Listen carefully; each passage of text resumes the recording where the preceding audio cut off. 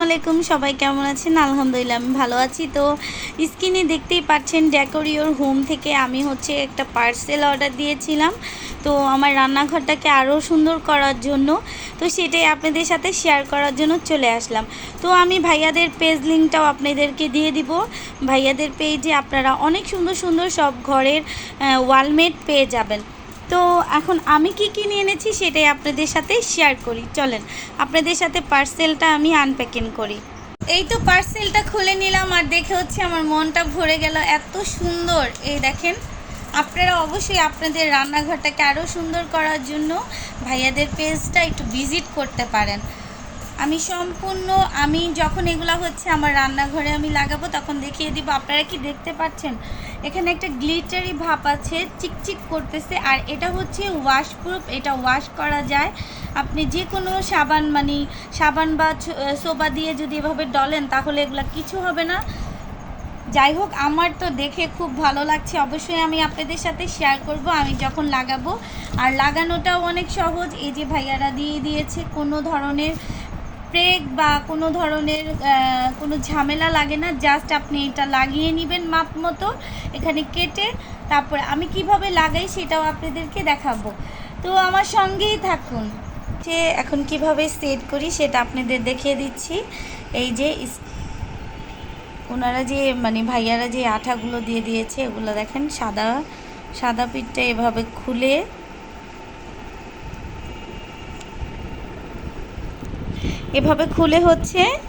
সাদা অংশটা পিছনের সাইডটা এভাবে লাগিয়ে নিতে হবে। আর এই হলুদ অংশটা খুলে দেওয়ালে লাগিয়ে দিব, সেটাও দেখাচ্ছি আপনাদের।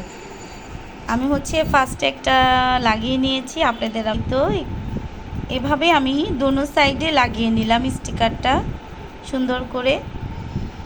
এখন আমি দেওয়ালে লাগাবো। এই তো অলরেডি আমি একটি লাগিয়েছি, খুবই সুন্দর লাগছে। তো সম্পূর্ণ লাগানো হলে আমি আপনাদেরকে দেখিয়ে দিব পুরাটা। তো এভাবে স্টিকারের হলুদ অংশটা ছিঁড়ে নিয়ে দেওয়ালে ফিক্সড করে দিতে হবে। জাস্ট এতটুকু, কোনো ঝামেলা বা কোনো কষ্ট নেই। তো আমি পাশের দেওয়ালে একসাথে লাগিয়ে নিয়েছি এরকম করে। আচ্ছা, আপনাদের কার কাছে কেমন লাগলো অবশ্যই জানাবেন। আমি ভিডিওটা অবশ্যই আপনাদের দেখার সুবিধার জন্য দিয়ে দিব। আপনারা অবশ্যই আমাকে জানাবেন যে কেমন লাগছে। আর আপনাদের সুবিধার জন্য আমি পেজ লিঙ্কটাও দিয়ে দিব। দেখেন খুব সুন্দর শাইনিং ভাব দিচ্ছে, যার কারণে দেখতে আরও সুন্দর লাগছে। আমার কাছে আসলে খুবই ভালো লেগেছে। আশা করি আপনাদের কাছে ইনশাআল্লাহ ভালো লাগবে। তো এই তো ভিডিওটা ছিল এই পর্যন্তই। আল্লাহ হাফেজ। তো আমি সুন্দর করে রান্নাঘরে সেটিং করে নিলাম, দেখতেও মাশাআল্লাহ অনেক সুন্দর লাগছে। তো আমি অন্য এক সময় আপনাদেরকে আমার পুরো রান্নাঘরের ভিডিওটা দিব। তো আমি এখানে সেট করে নিয়েছি, আর আরেক পাশেও লাগিয়ে নিয়েছি, ওটাও দেখাচ্ছি। আর লাগানোর পরে রান্নাঘরের লুকটা অনেক চেঞ্জ হয়ে গেছে। আমার কাছে আসলে খুবই ভালো লাগতেছে।